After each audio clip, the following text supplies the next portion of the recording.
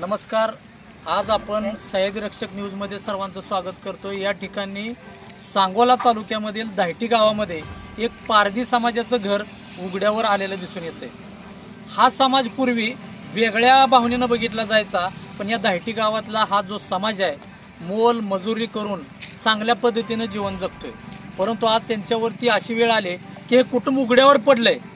पूर्णपणे त्यांचं घरामध्ये काहीतरी चूल पेटवलेली होती, चूल विझवली होती, काही निखारे त्याच्यामध्ये राहिले होते, 2-3 मुलं बाहेर खेळत होती आणि हे कुटुंब मात्र ऊसतोडीला गावामध्ये गेलेलं होतं। त्यावेळेला अचानक या घराला आग लागली आणि हे घर पेटलं आणि अख्खा संसार उद्ध्वस्त झालेला आहे। सांगोला मी सकाळचीच गेली, कुणाची भाकर का कुणाच्या घरात काय पेटल दिसत नाही, काय नाही। मी कुणाची भाकर आल्यापासून ना रात्री मग तो पाणी तापून 4 वाजता हे जळलंय का घर? मागून दाणं केलेलं होतं, 2-3 पोते हा तेवढं निवारायला ठेवलं होतं। ते राहिलं का गेलं? काय राहिलं का नाही त्यातलं? काय त्यात काय राहिलं का? काय राहिलं? मला हाय काय बी येत नाही। ते जळलं का पण?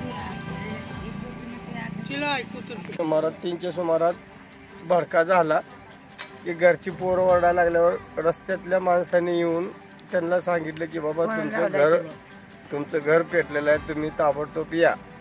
बरं, आता काय घरात काय शिल्लक राहिले का? काही सुद्धा नाही राहिलं, अंगावरच्या कापडावर आहे सध्याला अंगावरच्या कापड्यावर ही पूर्णपणे जळलेलं आहे, दिसतंय, सगळ्या गोष्टी आहेत, सगळं व्यवस्थित, धान्य काही राहिलेलं नाही। आता संध्याकाळी तुमची झोपण्याची व्यवस्था काय? काहीच सुद्धा नाही, अंगावरच्या ओनली एक ड्रेस अंगावर राहिलाय आम्हाला, कपड्यासहित पूर्णपणे सगळं सगळं।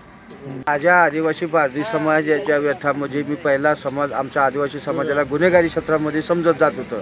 सदर व आम्ही 2007 पासून पारधी समाजाने एक निश्चय केला। जगदीश पाटील कलेक्टर असताना, आराराबा गृहमंत्री असताना त्यावेळेस आम्ही निष्ठावून एक व्यथा तयार केली की आपण कष्ट मोल मजूर करून खाण्याचे शिवाय आपल्याला मार्ग नाही।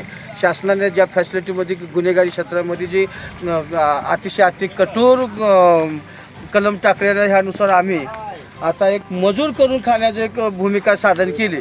तर प्रत्येक वर्षाच्या ह्याच्यामध्ये शासनाच्या ह्याच्यामध्ये आम्ही ती ऊसतोडी मोल मजूर करून ऊसतोडी करण्याचं एक साधन जगत आहे।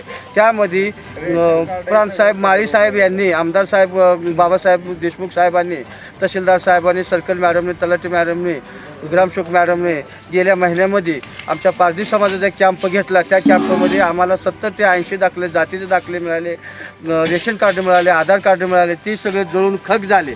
परंतु ह्या शासनाच्या दिलेल्या कागदपत्राला पहिला तर पुरावा नव्हताच, पण आता जी दिला ती पुरावा बी जळून खाक झाला। आता सध्या माझ्या स्थितीला पारधी समाज, माझा भावाचं जे कुटुंब आहे ते सध्या उघड्यावर झालेले आहे। परंतु ज्याला काय कोणी इच्छेनं भावनेनं जे तुम्हाला मदत करू वाटते त्यानं एकदम अंतःकरणातनं माझ्या पारधी समाजाला मदत करून त्यामध्ये सहकार्य करावं ही माझी विनंती आहे।